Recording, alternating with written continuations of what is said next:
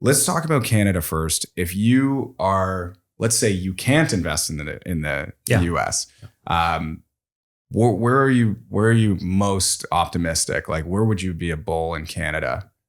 Maybe geographically, asset class. What part of the process are you going into? I would go back to our investment strategy at Steady Capital. We look at where's the growth, where are there jobs, and where has the market just started to move into an upcycle. That's what we look for. And so we don't typically go into super core late stage markets. Like you're not going to see us in New York City, Upper West Side development.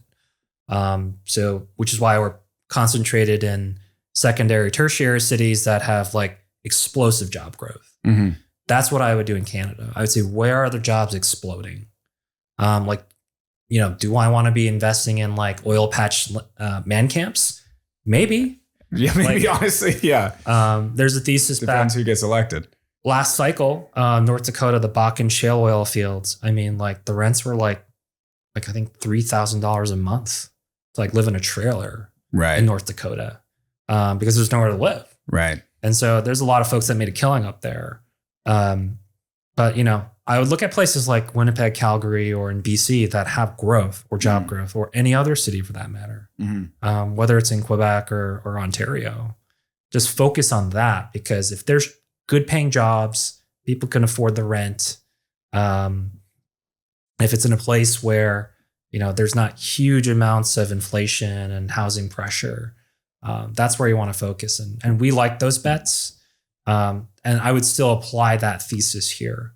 And does that apply same sort of formula for, doesn't matter if you're industrial, hotels, retail, whatever, you're still kind of using that as your first step. And so like, and then you've got like the macro and then the tactical application of that. So like you can be the master of, we'll call it the junction in Toronto, and know every foot of the junction and say, well, maybe this corner is the most opportune. Sure, you can go that detailed, but it's funny. Like I think I have a friend, Steve, at Slate, who's down at like doing like port credit, and he's a very big proponent of port credit. Right. But when I kind of like walked through his project and he's kind of told me what was going on, I'm like, actually, this makes sense. Like this is a very contrarian location. And I'm actually kind of curious what it feels like, this spring when I go down and grab a beer with him. Yeah. Like if that activation is really like kind of coming to fruition. The same thing, I remember looking at a project for a friend down in like Royal York. Right. Is that Etobicoke? And people were saying like, oh, no one will live there. Well, how long ago was this? 3 years ago. Okay. And I'm sure people want to live there now. Yeah. So there's always opportunity everywhere. But it's just how much are you willing to, take risk wise on your entry point.